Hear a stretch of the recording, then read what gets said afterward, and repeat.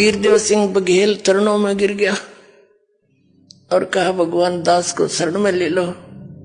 ये पिछले संस्कारी हंस होते थे, कितनी पोस्ट पर हो और कितने ही बुराई करता हो, परमात्मा की ज्ञान सुनते ही समर्पित हो जाता है। पिछले ही जब तब से होते हैं पूर्ण हंस मुराद। और परमात्मा ने कहा ठीक है बेटा, नाम दूंगा आपको।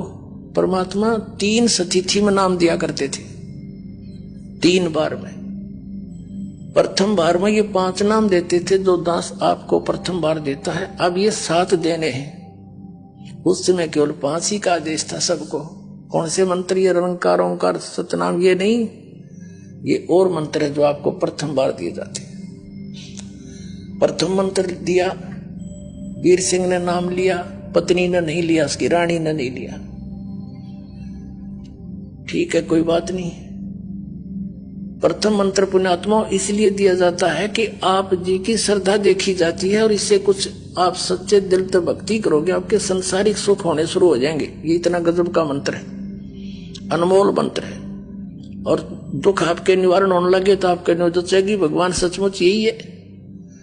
अब वीरदेव सिंह बघेल का कोई दुखता था को नहीं, राजा था है और खूब ठाठ थे, कभी मंत्र करा कभी ना करा। शुरू में तो ऐसे बने है ये बात। अब के परमात्मा ने कहा फिर दूसरी बार आऊंगा तब बेटा तेरी भक्ति देखकर तुझे सतनाम दूंगा 2 अक्षर का। अब वीर सिंह बघेल ने सोची ठीक है दे देंगे गुरुजी जब देंगे, क्योंकि उसने कोई लगन नहीं थी। शुरुआत में ऐसा ही होता सबके साथ। अब परमात्मा गए, महीने 2 महीने 4 महीने 6 महीने के बाद फिर दोबारा उसके पास। राजा ने तैयारी कर रखी, कहा शिकार खेलने जाने की। सब तैयारी करके कति तैयार बैठे थे, घोड़े गाड़े तैयार कर रखे, सब सेना तैयार थी। जंगल में जाकर शिकार करते हैं राजा लोग, हिरण मारते हैं ऐसे। यानी ये बकवाद और कराता कालीन के पाप बढ़ाने के लिए। कबीर साहब पहुंच गए, आओ महाराज, गुरुजी आगे बैठो बैठो। आसन दिया तो बैठ गए परमात्मा ने देखा कि तैयारी पकड़ रहे हैं भाई। तो बताया क्या कि जी हम शिकार खेलने जा रहे हैं, गुरुजी आप भी चलो, आप भी वहां घूम आना। परमात्मा बोले ना भाई ऐसी गलती करया करें, शिकार खेलने जाया करें, जीवन सा करते हैं। बोला ना जी तो शौक है, हमारी हॉबी है, आप भी चलो। परमात्मा ने सोचा बताए क्या टोकर समझाओ इनको। कबीर साहब कहने लगे भाई देखो मैं चल पड़ूंगा, लेकिन तुम्हें कोई मर्ग मिलेगा नहीं, कोई प्राणी नहीं मार सकोगे तुम। न बोला जी, वीर सिंह कहता नहीं जी वो तो बहुत मर्ग फिरते हैं, बहुत हिरण घूमते रहते हैं और ऐसी कोई बात नहीं। परमात्मा बोले चलते। मालिक भी बैठा लिए घोड़े पे, चले गए। वहां पड़ाव ला लिया उन्होंने। अब शिकार खेलने के लिए चल पड़े। कबीर साहब को भी बैठा रखा घोड़े पे। कबीर साहब जाना था उनके साथ साथ। उनका पड़ाव अलग था, वहां रहे कुछ सैनिक छोड़ रखे थे, 10-20 लांगरी लुंगरी रोटी राटी बना लो, हम करके आते हैं शहर से पट्टा। तो 12 बज गए दिन के, सुबह निकले थे 6 बजे, थोड़ा बहुत नाश्ता करके। रात के दिन के 12 बज गए, 1 बज गया, कोई मर्ग दिखाई नहीं दिया हिरण। अब वो और गहरे चले गए, दूर दूर देखो कहां मिलेगा। राजा शिकार खेलने जावे और यानी शिकार नहीं करे तो अपने वो इंसल्ट मानता है। तो परमात्मा ने क्या करा, एक हिरण बनाया, अपनी शक्ति से भेजा और वो हिरण दिखाई दिया। चारों तरफ सैनिक राजा साथ में। तो उस नरेश ने कहा अपने सैनिकों से कि इतनी देर में एक मर्ग दिखाई दिया है और ये जिसके पास से चला गया उससे ले लूंगा, उसकी खैर नहीं है, ये जाना नहीं चाहिए। अब परमात्मा ने क्या दया बख्शी, वो मर्ग कूदता कभी इधर राजा के घोड़े के नीचे निकल गया। राजा यावा हो गया, उसकी मजबूरी होगी कि मेरे पास से गया, अब मैं किसने कहूंगा। उसका पीछे दौड़ा दिया घोड़ा, बड़ी स्पीड से, काफी गहरे निकल गए, बहुत दूर चले गए, सैनिक भी साथ साथ चले गए काफी दूर तक। अब वहां जाकर तो क्या देखा, कि वहां कोई जल नहीं और सबको भयंकर प्यास लगा और भूख लगा, जल बिना भोजन बना नहीं और प्यास बुझा नहीं। अब सब सैनिक भेजे इधर उधर के, जाओ जल की खोज करो। अब कोई इधर गया कोई इधर गया, दूर तक देखकर आगे घोड़ों पर कहने लगे महाराज कहीं आसपास जल नहीं है। परमात्मा बैठे थे कबीर जी, उन्होंने कहा भाई इस पहाड़ पर देखा हो ना, शायद इधर मिल जाओ। पहाड़ पर आप अच्छी ऊंची पहाड़ी थी।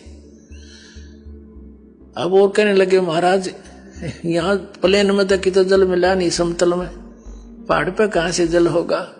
एक वजीर समझदार सा था, वृद्ध था, वो कहने लगा भाई संत की बात पर कुछ गौर करा करें, देखा हो क्या दिक्कत से जब क्या संकेत कर रहे हैं। तो 2-3 घोड़े पर ऐसे घूमते घूमते शिखर पर पहुंचे। बहुत बड़ा क्षेत्र हुआ, ऊपर प्लेन है, एक सरोवर बीच में, सुंदर जल का, निर्मल जल, स्वच्छ और मीठा, और सुंदर बाग लाग रहा, सेब संतरे अंगूर काजू किशमिश के हर तरह की जो लदपद हो रहे।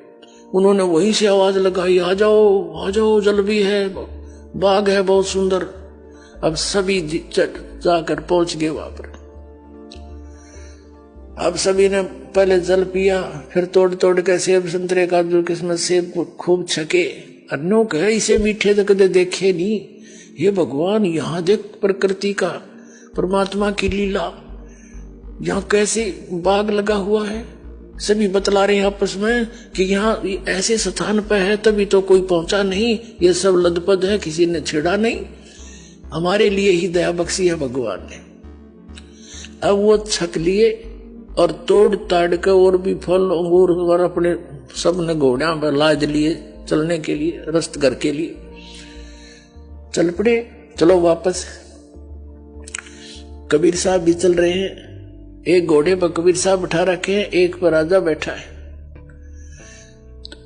एक थोड़ी सी दूर जाकर के राजा कहता है हे गुरुदेव, देखो परमात्मा की कैसी लीला, इस पहाड़ के ऊपर बगीचा और कैसा बाग, कैसी मेवा, कैसा सुंदर जल। देखो पीछे देखा, सैनिक भी देखने लगे, राजा देख रहा था, वहां कुछ भी को नहीं, सूखे पत्थर पड़े। एकदम सारे वापस खड़े हो गए। वहां घूमा धक्के खाओ, कहां गया वो जल कहां गया, वो मेवा कहां गई। परमात्मा बोले जहां से आई थी वहां गई भाई।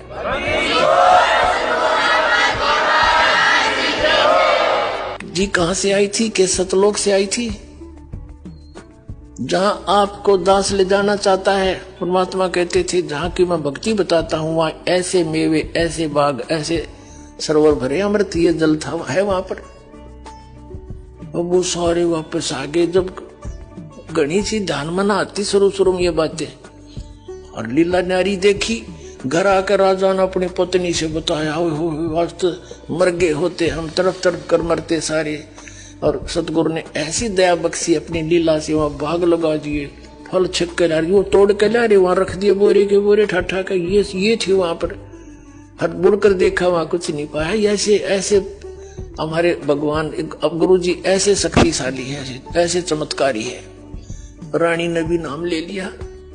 उसको फिर थोड़ी सी दृढ़ता हुई। परमात्मा बोला अब प्रथम नाम ले तू, अब तेरी थोड़ी बहुत बुद्धि लगेगी भक्ति में। अभी तो बकवाद कर रहा था, तेरा नाम खंडित है। अब दोबारा नए सिरे से प्रथम मंत्र दिया। कुछ दिनों के बाद फिर उसकी श्रद्धा आजम बन गई। फिर दूसरा मंत्र सतनाम दिया। फिर कुछ दिन के बाद भक्ति बढ़ने से अंतःकरण के मैल हट जाते हैं, फिर जिज्ञासा बढ़ जाती है, चाह बढ़ती है भगवान की। सतनाम से प्रबल इच्छा होती है कि भगवान आप सार नाम भी को थे, सार नाम दूंगा। परमात्मा बोले भाई योग्य हो जाएगा जब मिलेगा, यो इतनी जल्दी ना जाए।